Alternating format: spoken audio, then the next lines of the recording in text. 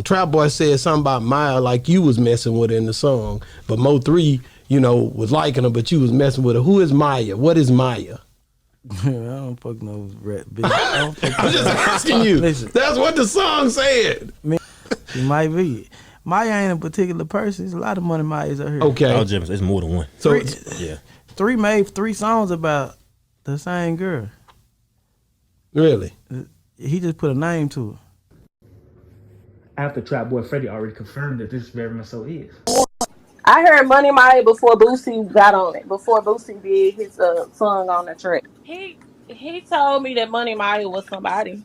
I won't reveal her. Like the Money Maya song, and I told him that he should not put the song out because I said it's too much. You saying too much in the song. I just used to really be scared about the stuff that he used to rap about in his songs because I used to think that he'll get in trouble. And I told him, I was like, I don't like this song. Like, you doing too much in that song. Don't put it out. But he did tell me at his own mouth that it was somebody. But before we continue, it already came out through a associate of Mo3 that Money Maya, real name is Matoya, who is from Dallas. Very much so is a stripper. She got her name from stripping. The Money Maya's part. That's Money Maya. Yes, sir. That's Montoya. Ain't she beautiful? They get it from their mama. But let's not stay there, though. This is not the only time that Rainwater downplayed some shit.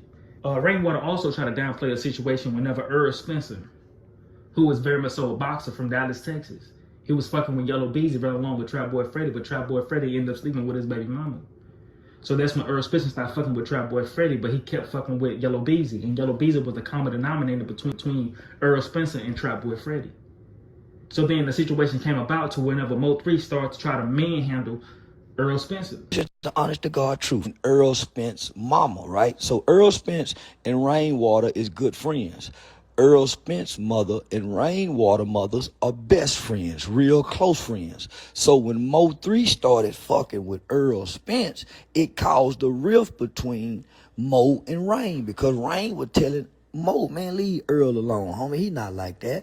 Well, Mo3 was a little bully. So he started pressing Earl motherfucking ass. Remember, in that song, he said, nigga, when I came up to the gym, so he started fucking with Earl at the gym. Naturally, Earl go get scared. Earl is out in the city about, and at the time, Earl was a drunk. He ain't no drunk no more. Earl used to be the town drunk. Every club Earl was at, you go see him coming in, smiling, looking good. But boy, when it was time to go, he wobbling out that motherfucker like Ned the Wino. So listen to me, right?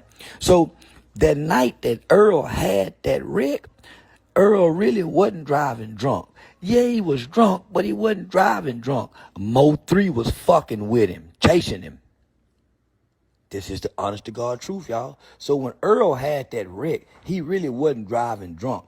He was, in the where he was driving it, homie, in Dallas, everybody know, nigga, you can't go through there at no 100 and something mile per hour. But he got a little Mo3 and them chasing him in the back.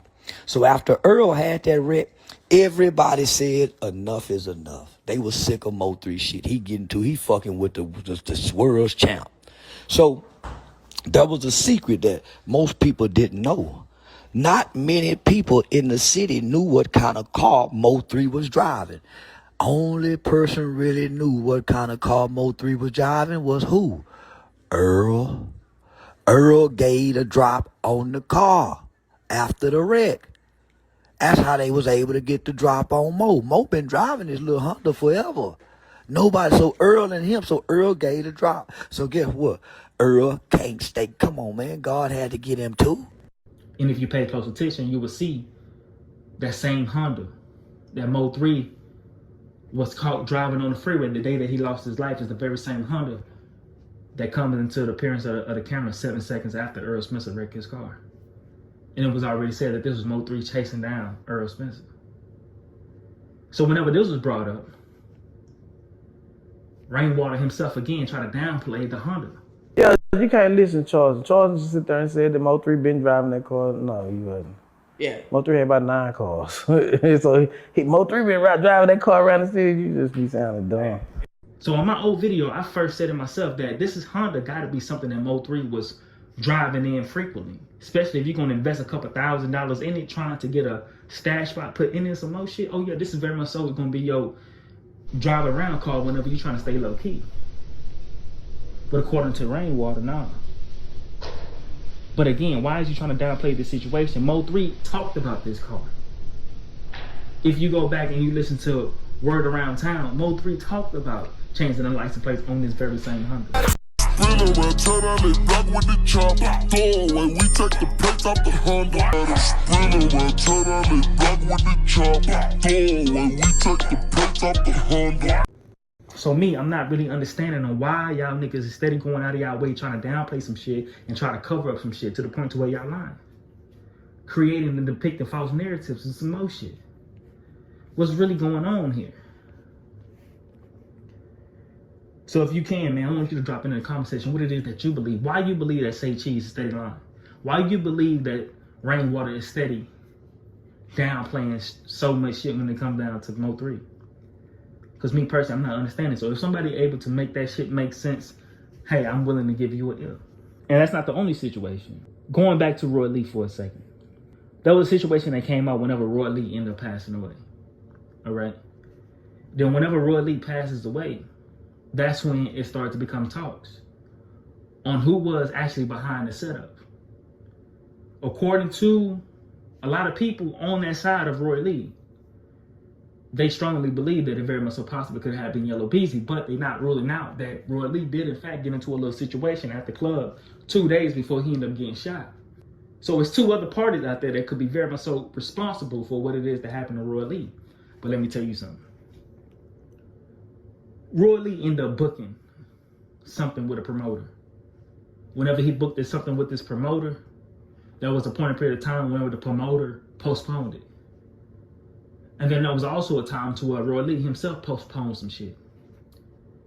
And then Roy Lee found himself going to the club, getting into an altercation with a man, and chasing this man down, pulling out a gun and shooting 2 times up in the air. And then 2 days after that, Roy Lee ended up getting shot. So that's when Roy Lee associates started to say that it's very much so possible that this situation could have been a situation rather than started at the club 2 days prior.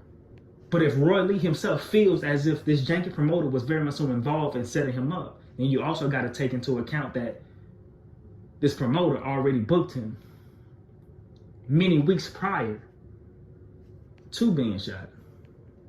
So the setup was already premeditated. The setup was something that was already in plan and into effect before he even got into the altercation at the club.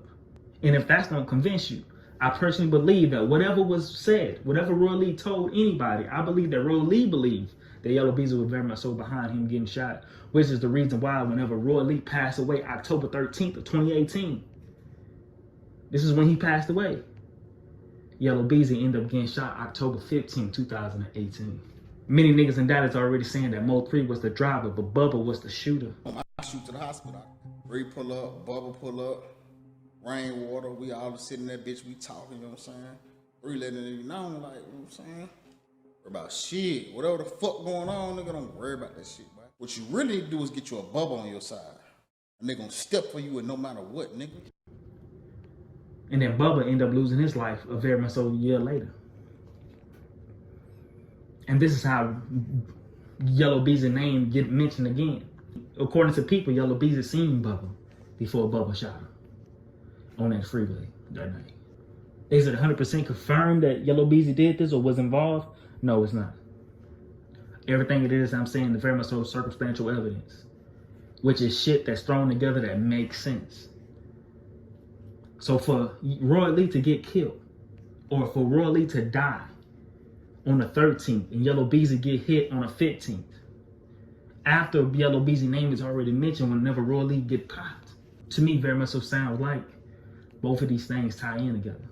And if you go back to 219, which is a song that Mo3 written on the behalf of Roy Lee,